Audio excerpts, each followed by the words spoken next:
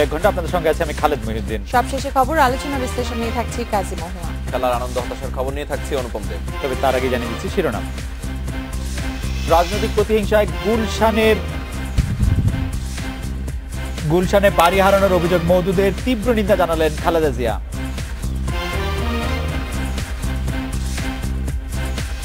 লংগদুতে পাহাড়ি বাড়িঘরে তাণ্ডবে বিস্মিত স্বাস্থ্যমন্ত্রী, দৃষ্টান্তমূলক বিচার ও ক্ষতিগ্রস্তদের পুনর্বাসনের আশ্বাস।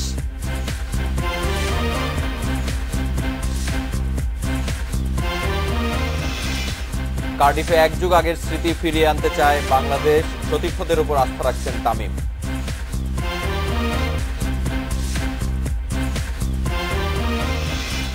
রাত 9টায় বাংলাদেশে আজ মতামত পাঠানোর বিষয়ে কাতার সংকট। মতামত পাঠাতে পারেন SMS অথবা ফেসবুকে। আপনাদের মতামত জানিয়ে দিচ্ছি সংবাদের পরের অংশে। 4.5 দশকের বাড়ি ছাড়তে হলো মওদুদ আহমেদকে। সর্বোচ্চ আদালতে আইনি লড়াইয়ে মওদুদ হেরে যাওয়ার 3 দিন পর তাকে বাড়ি থেকে উচ্ছেদে অভিযান চালায় রাজুক। তবে মওদুদ আহমেদের দাবি বেআইনিভাবে উচ্ছেদ করা হচ্ছে তাকে। রাজনৈতিক প্রতিহিংসার শিকার হয়েছেন বলেও দাবি করেছেন তিনি। 1 বিঘা 13 কাঠা জমির উপরে এই বাড়ি। প্রকৃত মালিক ছিলেন পাকিস্তানি নাগরিক মোহাম্মদ এহসান। 1965 সালে মালিকানার কাগজপত্র নিবন্ধন হয় এহসানের স্ত্রী অস্ট্রিয়ার নাগরিক ইনজে মারিয়া প্লাজের নামে। 1971 সালে মুক্তিযুদ্ধের সময় স্ত্রীসহ ঢাকা ছাড়েন এহসান। 1972 সালে এটি পরিত্যক্ত সম্পত্তির তালিকাভুক্ত হয়। ওই বছরেই মওদুদ দখল নেন বাড়িটির। বাড়ির পাওয়ার অব অ্যাটর্নি পাওয়া মহসিন দরবারের সঙ্গে বায়নানামা চুক্তি সই করেন তার ভাই মঞ্জুর আহমদ। বাড়িটি অবৈধভাবে দখল ও আত্মসাতের অভিযোগে 2013 সালের 17 ডিসেম্বর গুলশান থানায় মওদুদ আহমদ ও তার ভাই মঞ্জুর আহমদের বিরুদ্ধে মামলা করে দুদক। এরপর 4 বছর আইনি লড়াই চালিয়েও হেরে যান মওদুদ। সবশেষ বাড়ি ছাড়তে আপিল বিভাগের রায়, পুনর্বিবেচনার আবেদনও রোববার খারিজ করে সর্বোচ্চ আদালত। রাজুক কর্মকর্তারা বুধবার দুপুরে শুরু করেন উচ্ছেদ অভিযান। তাদের দাবি, আদালতের নির্দেশনা অনুযায়ী কাজ করছেন তারা। এই প্লটটা রাজুকের। আমরা এত বছর তারা আইনগতভাবে তারা একটা রিট করেছিল, তাদের পক্ষে রায় হয়েছিল। রাজুক সেটা আপিল করেছিল, সে আপিলে রায় রাজুক জয়লাভ করেছে, রাজুকের পক্ষে রায় হয়েছে। এখন রাজুক এটা তাদের নিয়ন্ত্রণে নিচ্ছে। আমরা মালামাল সব তাকে দিয়ে দিচ্ছি, সে সেখানে যেখানে বলছে সেখানে পৌঁছে দিচ্ছি। তবে মওদুদের দাবি, বেআইনিভাবে উচ্ছেদ করা হয়েছে তাকে। উচ্ছেদ অভিযান না চালানোর আবেদন জানিয়ে একটি মামলা করা হয়েছে বলেও জানান তিনি। যদি তারা মনে করেন যে আমি তাদের আইন অনুযায়ী নাই, তাহলে আমাকে তারা একটা নোটিশ দেবে। সেই নোটিশ তো দেয় না। আদালতের কোনো আদেশ আছে আমাকে এই বাড়ি থেকে বের করে দেওয়ার জন্য? আদালতের কোনো আদালতের নির্দেশ আছে? তারা তো আপিল বিভাগে গেছিলেন। শোনেন, মূল কথাটা হলো আমি রাজনীতি করি, আসলে কথাটা ওখানে আসে। আজকে বিরোধী দলে আছি বলেই আজকে এই অবস্থা হয়েছে। রাজ্য কর্মকর্তারা জানান, বাড়ির মালামাল গুলশানেই মওদুদ আহমদের আরেকটি ফ্ল্যাটে তুলে দেওয়া হয়েছে। Hasan Misbah, independent news, Dhaka. এদিকে বিএনপি নেতা মওদুদ আহমেদকে বাড়ি থেকে উচ্ছেদের নিন্দা জানিয়েছেন দলের চেয়ারপারসন খালেদা জিয়া। তিনি বলেছেন, আওয়ামী লীগ নেতারা অনেক বাড়ি জবরদখল করে রাখলেও তাদের বিরুদ্ধে কোনো ব্যবস্থা নিচ্ছে না সরকার। সন্ধ্যায় এক ইফতার অনুষ্ঠানে তিনি একথা বলেছেন। বিএনপিপন্থী প্রকৌশলীদের সংগঠন অ্যাব আয়োজিত ইফতার অনুষ্ঠানে খালেদা জিয়া মওদুদ আহমদকে বাড়ি থেকে উচ্ছেদের সমালোচনা করেন। বলেন, রাজনৈতিক কারণেই এমনটি করা হয়েছে। আপনারা দেখলেন বিএনপির লোক হলেও যে সে নাকি বাড়ি দখল করেছে, অমুক দখল করেছে কিংবা নানাভাবে, এই বাড়িতে হয়তো ব্যারিস্টার মওদুদ বহু বছর যাবত আছে, 30 বছর যাবত আছে। আজকে তাকে রাস্তায় বের করে দিয়েছে। এ সময় নিজের বাড়ি ছাড়ার কথাও স্মরণ করেন বিএনপি চেয়ারপারসন। আমার বাড়িতে আমি প্রায় 40 বছর ওই বাসায়, আমাকে বাড়ি থেকে বের করে দিয়েছে এক কাপড়ে। কিন্তু এদের যারা বাড়ি ঘর দখল করেছে, জনগণ তো এদেরকে দেখবে, জনগণ সব হিসাব রাখছে। এদেরকে ওই এক কাপড়ের বাড়ি ঘর থেকে সবাইকে বিদায় করবে। এদেরকে এরা মনে করে না যে এরা খুব ভালোভাবে থাকবে। সন্ধ্যায় গুলশানের 159 নম্বরে মওদুদ আহমদের বাসায় গিয়ে সমবেদনা জানান chairperson Khaleda Zia. Jahanara Parvin, Independent news, Dhaka. নিরপেক্ষ সরকারের অধীনে নির্বাচন হলে আওয়ামী লীগ 30টির বেশি আসন পাবে না বলে দাবি করেছেন বিএনপির মহাসচিব মির্জা ফখরুল ইসলাম আলমগীর। জিয়াউর রহমানের 36তম মৃত্যুবার্ষিকী উপলক্ষে দুপুরে ঢাকেশ্বরী মন্দিরে বাংলাদেশ হিন্দু বৌদ্ধ খ্রিস্টান কল্যাণ ফ্রন্টের আলোচনা শেষে তিনি এই দাবি করেন। আওয়ামী লীগের তো পায়ের তলে মাটি নেই এবং আপনার গণবিচ্ছিন্ন হয়ে পড়ে গেছে পুরোপুরিভাবে। তারা খুব ভালো করে জানে যে যদি একটি সহায়ক সরকারের অধীনে বা নিরপেক্ষ সরকারের অধীনে নির্বাচন তারা দেয়, তারা কোনোদিনই তারা 30টার বেশি আসন পাবে না। এখন যে দেশের অবস্থা তারা তৈরি করে ফেলেছেন, তাতে দেশের জন্য অপেক্ষা করছে একটা নির্বাচনের জন্য, নিরপেক্ষ নির্বাচনের জন্য। সেখানেই তারা তাদের সেই কথাগুলো দাঁত ভাঙা জবাব দিয়ে দেবে। এদিকে আগামী নির্বাচনে 2001 সালের পুনরাবৃত্তির কোনো সম্ভাবনা নেই বলে দাবি করেছেন আওয়ামী লীগের সাধারণ সম্পাদক ওবায়দুল কাদের। তিনি বলেছেন, বিএনপির ক্ষমতায় আসার স্বপ্ন পূরণ হবে না। 6 দফা দিবস উপলক্ষে বিকেলে রাজধানীতে ঢাকা মহানগর উত্তর ও দক্ষিণ আওয়ামী লীগের আলোচনায় তিনি একথা বলেছেন। তারা মনে করেছে 2001 সালে যা হয়েছে 2018 সালে তার পুনরাবৃত্তি ঘটবে, এটা যদি মনে করেন বোকা সর্বি তারাই বাঁচবে, ওই দিন আর ফিরে আসবে না। রাঙামাটির লংগদুতে পাহাড়িদের বাড়ি ঘরে তাণ্ডব ও আগুনের মাত্রা দেখে বিস্মিত স্বাস্থ্যমন্ত্রী মোহাম্মদ নাসিম। তিনি বলেছেন, এমন বর্বরতা কোনো মানুষের পক্ষে ঘটানো সম্ভব নয়। লংগদু পরিদর্শন করে হামলা জড়িতদের শাস্তি ও ক্ষতিপূরণ ও ক্ষতিগ্রস্তদের পুনর্বাসনের আশ্বাস দিয়েছেন মোহাম্মদ নাসিম। বৃহস্পতিবার স্থানীয় যুবলীগ নেতা নুরুল ইসলামের মরদেহ উদ্ধারের পর শুক্রবার লংগুদু উপজেলায় 3 টিলা, মানিকজোট ছড়া ও বাত্রাপাড়ায় পাহাড়িদের বাড়িঘরে আগুন দেয় দুর্বৃত্তরা। এতে পুড়ে যায় আদিবাসীদের 2 শতাধিক বাড়ি। ঘটনার 4 দিন পর ক্ষতিগ্রস্ত এলাকা পরিদর্শনে যান স্বাস্থ্যমন্ত্রী ও 14 দলের সমন্বয়ক মোহাম্মদ নাসিম। তার সঙ্গে ছিলেন পার্বত্য চট্টগ্রাম বিষয়ক প্রতিমন্ত্রী বীর বাহাদুর, আদিবাসী বিষয়ক সংসদীয় কমিটির সভাপতি ফজলে হোসেন বাদশাহ ও খাগড়াছড়ি সংসদ সদস্য কুজেন্দ্র লাল ত্রিপুরা। ক্ষতিগ্রস্ত এলাকা ঘুরে দেখে স্বাস্থ্যমন্ত্রী বলেন, পাহাড়িদের বাড়িতে যারা আগুন দিয়েছে তারা দেশের শত্রু, তাদের দ্রুত গ্রেপ্তার ও শাস্তি দেবার প্রতিশ্রুতি দিয়ে মোহাম্মদ নাসিম ক্ষতিগ্রস্তদের বাড়ি তৈরি করে দেওয়ার আশ্বাস দেন। এরা পাহাড়ি নয়, বাঙালি ক্রিমিনাল, এই ক্রিমিনালদের অবশ্যই গ্রেপ্তার করে শাস্তি ব্যবস্থা করা হবে। এবং আমি এটা আশ্বস্ত করতে চাই, আমার প্রধানমন্ত্রীর পক্ষ থেকে বলতে চাই, আমি আমার যে পাহাড়ি ভাইদের বাড়িঘর আগুন দেওয়া হয়েছে, তাদেরকে অবশ্যই আমরা চিরস্থায়ী পুনর্বাসনের ব্যবস্থা করবো, বাড়িঘর পুনর্নির্মাণ করে দেবো। পার্বত্য চট্টগ্রাম বিষয়ক প্রতিমন্ত্রী বলেন, ক্ষতিগ্রস্তদের পুরোপুরি পুনর্বাসন না করা পর্যন্ত খাদ্যসহ সব ধরনের সহায়তা দেওয়া হবে। ক্ষতিগ্রস্ত আদিবাসীদের সরকারি ত্রাণ গ্রহণ করার আহ্বান জানান প্রতিমন্ত্রী।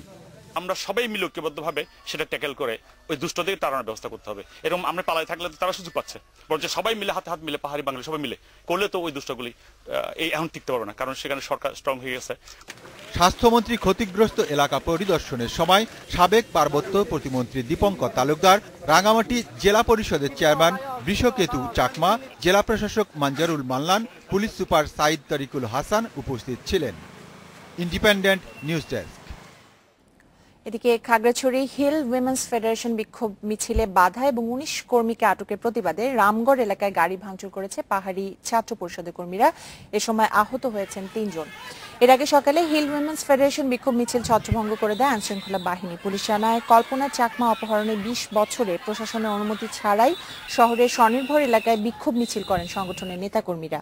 এতে পুলিশ ও বিজিবি বাধা দিলে দুপক্ষের সংঘর্ষ হয়। আটক করা হয় হিল উইমেন্স ফেডারেশনের 19 কর্মীকে। এই ঘটনার পর দোকানপাট বন্ধ করে দেন স্বনির্ভর এলাকার ব্যবসায়ীরা। তবে পরিস্থিতি প্রশাসনের নিয়ন্ত্রণে আছে বলে জানিয়েছে পুলিশ।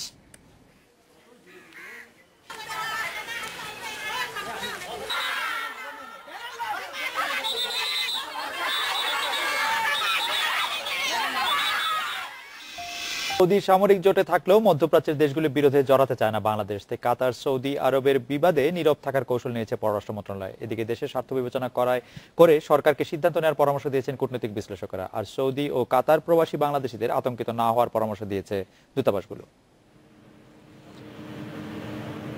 কাতারের সঙ্গে কূটনৈতিক সম্পর্ক ছেদের প্রক্রিয়ায় যুক্ত হচ্ছে সৌদি সামরিক জোটের অন্তর্ভুক্ত বেশ কিছু দেশ। যুক্ত হয়েছে দক্ষিণ এশিয়ার মালদ্বীপও। এমন টানাপোড়েনের মধ্যে দূরত্ব বজায় রেখে চলছে ঢাকা। কারণ শ্রমবাজার সহ নানা কারণে সৌদি আরব ও কাতার দুদেশের সঙ্গেই বাংলাদেশের রয়েছে গুরুত্বপূর্ণ সম্পর্ক।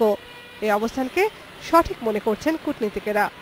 এমন কোনো পরিস্থিতিতে যাওয়া ঠিক হবে না বা আমরা যেতে চাইব না যেখানে গেলে আমাদের শ্রমশক্তির জন্য সমস্যা তৈরি হতে পারে। কাজে সেক্ষেত্রে আমরা নিজেদের এই স্বার্থটাকে রক্ষা করে যেভাবে আমরা কাজ করতে পারি বা যে নীতিমালা গ্রহণ করতে পারি সেটাই আমরা গ্রহণ করব। এই সংকট থেকে বের হয়ে আসার উদ্যোগ নেওয়ার জন্য এই যে যারা এই সংকট তৈরি করেছে তাদেরই উদ্যোগ নিতে হবে এবং সেটি যেন দ্রুত নিষ্পত্তি হয় সেরকম একটা আহ্বান বাংলাদেশের খুব শক্তিশালীভাবে জানানো উচিত। প্রবাসী বাংলাদেশিরা এখনো কোনো সমস্যায় পড়েনি জানিয়ে সৌদি আরব ও কাতারে বাংলাদেশ দূতাবাস বলছে এ নিয়ে এখনই উদ্বিগ্ন হওয়ার কিছু নেই। তারা বলছে অবস্থা পর্যবেক্ষণ করা হচ্ছে। বাংলাদেশ সরকার এ নিয়ে কোনো বার্তা পাঠায়নি। কোনো অবস্থাতেই যেন তারা আতঙ্কিত না হয় এবং আছে এইটা আমরা পরামর্শ দিচ্ছি। সবসময় এটা পর্যবেক্ষণ করছি, তাদেরকে বলছি যে কোনো ধরনের সমস্যা তো হওয়ার কথা না, যদি হয় তাহলে করা হয়।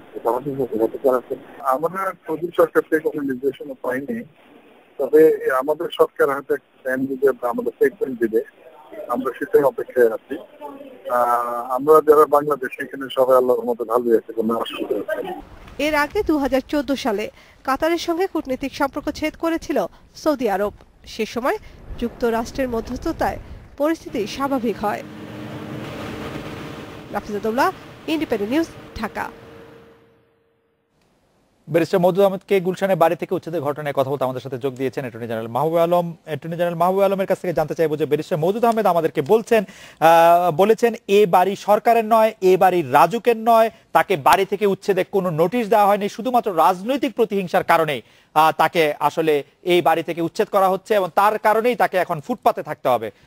জনাব মাহবুব আলম, আপনি কি বলবেন? তিনি বলছেন এখানে আইন নেই, দেশে বিচার বলে কিছু নেই। অ্যাটর্নি জেনারেল মাহবুব আলম, ওনার এই কথাগুলো হাস্যকর। তার কারণ হলো এই বাড়িটি পাওয়ার জন্য মামলা করেছিলেন ওনার ভাই মঞ্জুর আহমেদ এবং এই মামলার রায়ে সর্বোচ্চ আদালত, দেশের আপিল বিভাগ বলে দিয়েছে যে উনি যেই পাওয়ার অফ অ্যাটর্নির বেসিসে ওনার ভাই এই সম্পত্তি দাবি করেছিলেন এবং যেই চুক্তিপত্রের বেসিসে এই সম্পত্তি দাবি করেছিলেন সেটা হলো ভুয়া, জাল এবং অকার্যকর। এবং এই মর্মেও রায় দিয়েছেন যে এই বাড়ি কেনা বেচার ব্যাপারে কোনো লেনদেন প্রমাণিত হয়নি। সর্বোপরি যেই ব্যক্তির বাড়িটি ছিল সেই ব্যক্তিকে তিনি মারা গেছেন এই চুক্তি হওয়ার প্রায় 5 মাস আগে। এই মৃত ব্যক্তির বিরুদ্ধে মামলা দায়ের করে, মৃত ব্যক্তির বিরুদ্ধে এই মামলা পরিচালনা করে তারা যে কাজ করেছেন সেটা খুবই অন্যায় এবং এই মামলাটি প্রথম থেকেই ছিল অকার্যকর, এই কথা বলেছেন। কাজেই ওনারাই তো বাড়িটি পাওয়ার জন্য এই সমস্ত প্রচেষ্টা চালিয়েছেন। তো এখানে আপনার প্রতিহিংসার প্রশ্ন আসবে কেন? কিন্তু ব্যারিস্টার মওদুদ আহমেদ যেটি বলতে চাচ্ছেন যে এই বাড়ি আসলে সরকারের নয়, তিনি বলতে চাচ্ছেন যে এই বাড়ি রাজুকের নয়, রাজুকের কোনো আইনি ক্ষমতা নেই তাকে বাড়ি থেকে উচ্ছেদ করার, এবং বাড়ি থেকে উচ্ছেদ করতে হলে বাংলাদেশের আইন অনুযায়ী তাকে একটি নোটিশ দেওয়ার কথা ছিল, সেই নোটিশটিও তাকে দেওয়া হয়নি এবং বাড়ির মালিকের কাছে বুঝিয়ে দেওয়ার কথা, তাকে বাড়ি থেকে উচ্ছেদ করার কথা না। রাজুকের কোনো অধিকার নেই এই সময় তাকে বাড়ি থেকে উচ্ছেদ করার। রাজনৈতিক প্রতিহিংসার কথা তিনি আনছেন। তার আইনজীবী ব্যারিস্টার মাহবুবুদ্দিন খোকন বলছেন এই বাড়ি সরকারের নয়, রাজুকের নয়, অ্যাটর্নি জেনারেল মাহবুব আলমের নয়। হ্যাঁ, এই মাহবুবুদ্দিন খোকন কিন্তু এই মামলায় সাক্ষী দিয়েছিলেন ওনার পক্ষে। মাহবুবুদ্দিন খোকন ওনার জুনিয়র ছিল। কাজেই এখন যে বড় বড় গলায় ওনারা কথা বলেন, আপিল বিভাগ যে বলে দিয়েছে যে মৃত ব্যক্তির বিরুদ্ধে মামলা, আপিল বিভাগ যে বলেছিল যে এই মামলা একটা জাল দলিল গ্রাস করার চেষ্টা করা হয়েছে, আপিল বিভাগ যে বলেছে কোনো লেনদেন হয়নি এই সম্পত্তি কেনাবেচার ব্যাপারে, এই কথাগুলো কোথায় যাবে? আর এই মামলায় বিষয়বস্তু ছিল যে এই সম্পত্তি মওদুদের ভাই মঞ্জুর আহমেদ পেতে পারেন না আপনার চুক্তির মাধ্যমে। এই যে এটি সরকারের না ইন্ডিভিজুয়ালের ইত্যাদি এই সমস্ত উনি এক সময় বলেছিলেন মামলাতে যে মূল মালিক কোনো ওয়ারিশ নাই, তিনি ওয়ারিশ নাই, সুতরাং রাষ্ট্রের কাছে এই সম্পত্তি ভেস্ট করেছে, রাষ্ট্রের উচিত তাকে লিখা। এই বাড়িটির সত্য এখন কার হবে? এই বাড়িটির সত্য কি রাজুকের? এই বাড়িটির সত্য কি পূর্ত মন্ত্রণালয়? এই বাড়িটির সত্য কি সিটি কর্পোরেশনের? কার হবে এই বাড়িটি আসলে এই মুহূর্তে? এই মুহূর্ত থেকে বাড়িটি কার? এই বাড়িটি আপনার লিস্টে ক তালিকায় আছে এবং এই ক তালিকায় লিস্টের বেসিসে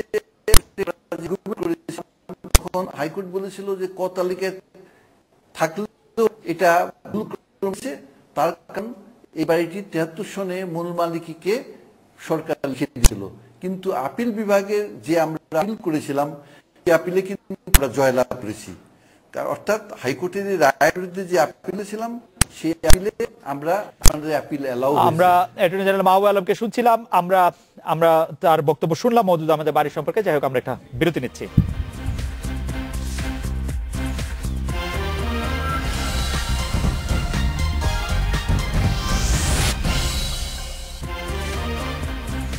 নটা 24 মিনিটে ফিরে এলাম রাত 9টায় বাংলাদেশে। আপন জুয়েলার্সের জব্দ করা স্বর্ণালংকার 48 ঘন্টার মধ্যে ফেরত দেওয়ার দাবি জানিয়েছে বাংলাদেশ জুয়েলার্স সমিতি। দাবি না মানলে রোববার থেকে অনির্দিষ্টকাল ধর্মঘটের হুঁশিয়ারি দিয়েছে সংগঠনটি। বায়তুল মোকাররমে সমিতি কার্যালয়ে বৈঠকের পর সংগঠনের সহ সভাপতি এনামুল হক খান এই হুঁশিয়ারি দেন। স্বর্ণ আমদানির নীতিমালা করার দাবি জানান এনামুল হক। এছাড়া গোয়েন্দা মহাপরিচালক মইনুল খানের অপসারণ দাবি করেছে জুয়েলার্স সমিতি। সমিতির অভিযোগ, কোনো নিয়ম না মেনে আপন জুয়েলার্সে অভিযান চালিয়েছে শুল্ক গোয়েন্দা এবং তদন্ত অধিদপ্তর।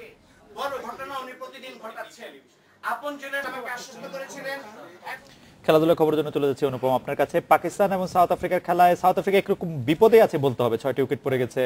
হ্যাঁ, কিন্তু এখন যদি গ্রুপ দেখি, আমরা গ্রুপ টেবিল দেখি, যদি গ্রুপ বি তে ইন্ডিয়া এবং সাউথ আফ্রিকা কিন্তু মোটামুটি ভালো অবস্থানে আছে। পাকিস্তান যদি জয় লাভ করে ও সেই ক্ষেত্রেও তাদেরকে নেট রান রেটে পিছিয়ে থাকতে হবে, সেই ক্ষেত্রে আরো বেশ কয়েকটি ম্যাচ আছে।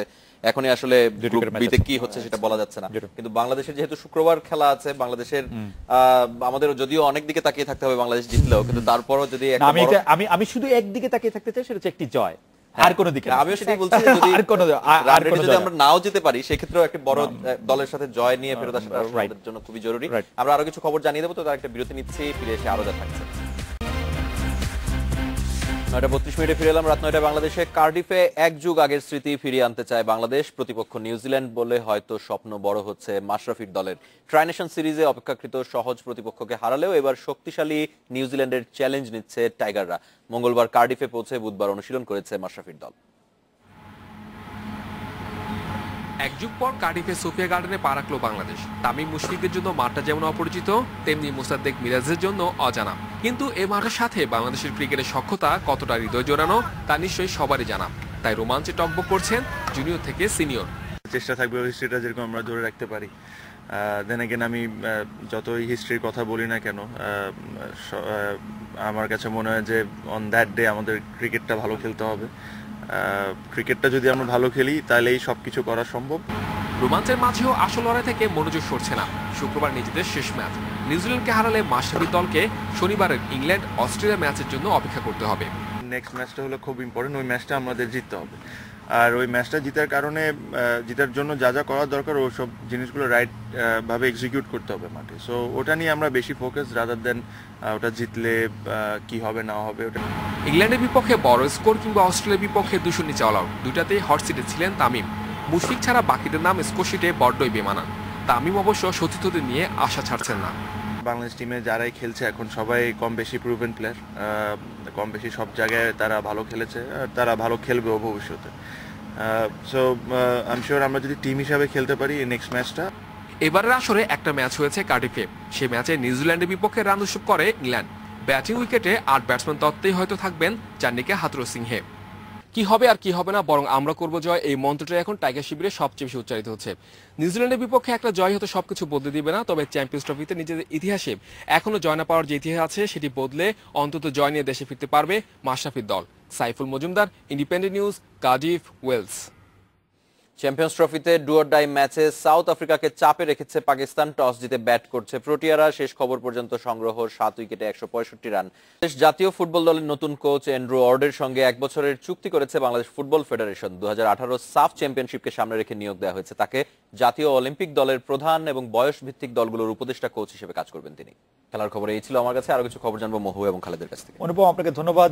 ঈদ উল ফিতর উপলক্ষে 23, 24 ও 25 জুন 3টি বিশেষ ট্রেন চালাবে রেলওয়ে। সব ট্রেনের আগাম টিকিট বিক্রি শুরু হবে 12 জুন।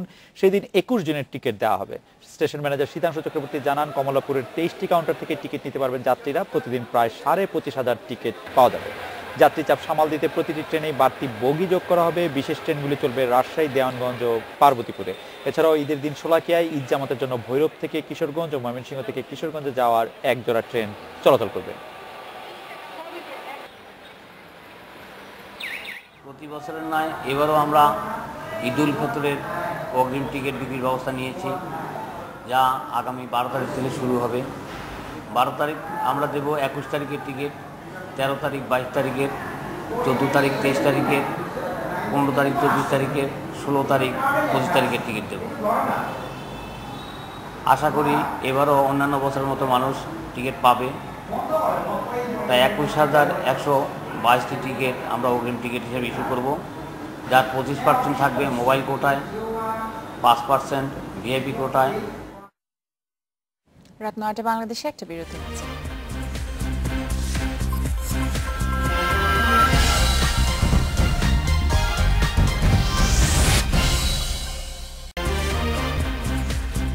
রাত 9:47 আমরা ফিরে এলাম। প্রকল্প উদ্বোধন করতে এসে সুরের চমক দিলেন সংস্কৃতি মন্ত্রী আসাদুজ্জামান নূর। তার সঙ্গে হারমোনিয়াম বাজালেন শিল্পকলা একাডেমির মহাপরিচালক মোহাম্মদ ইব্রাহিম হোসেন খান। বিদ্যালয় ভিত্তিক সাংস্কৃতিক চর্চা প্রকল্প উদ্বোধন অনুষ্ঠানে মন্ত্রীকে অন্যরূপে দেখল দর্শক।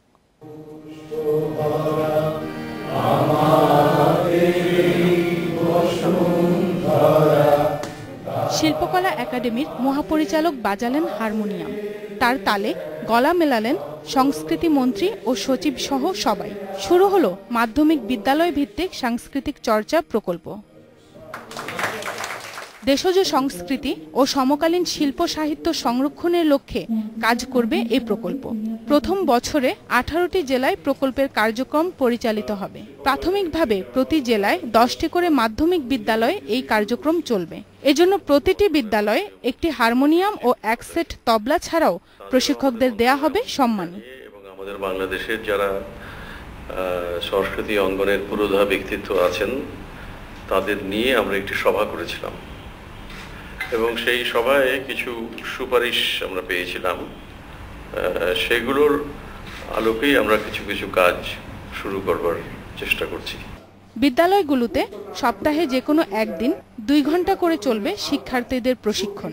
প্রশিক্ষকদের সম্মানী নির্ধারণ করা হয়েছে 2,000 টাকা এবং তবলাবাদকের সম্মানী 1,500 টাকা। এইগুলো চালানোর জন্য, পরিচালনার জন্য যে ধরনের প্রশিক্ষক দরকার, যে সংখ্যক প্রশিক্ষকের দরকার, আমাদের কিন্তু সেটির অভাব রয়েছে। এইটা যখন আমরা চালু করব, এটা চালু করার পাশাপাশি আমরা প্রশিক্ষক তৈরির কাজটিও আমরা করব। প্রকল্পের জন্য 1,17,90,000 টাকা বরাদ্দ দিয়েছে সংস্কৃতি বিষয়ক মন্ত্রণালয়। প্রকল্পের দেখভাল করবে জেলা প্রশাসন। Farzana Akter, independent news, Dhaka.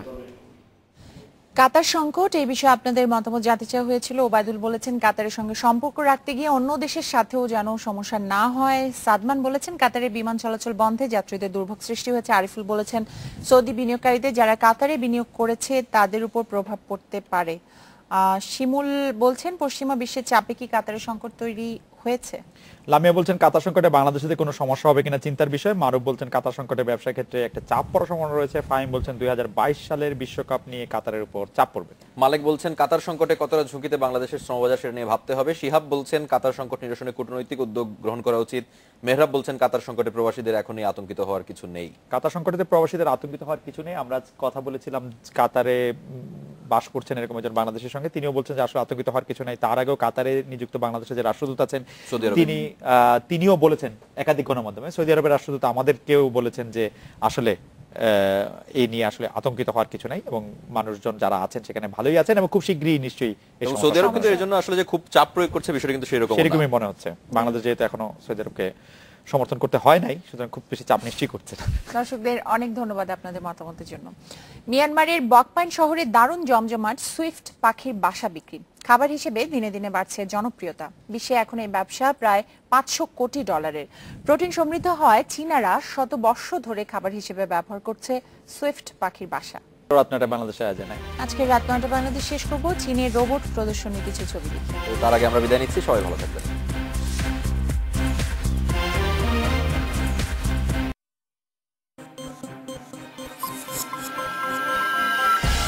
রাত 9টায় বাংলা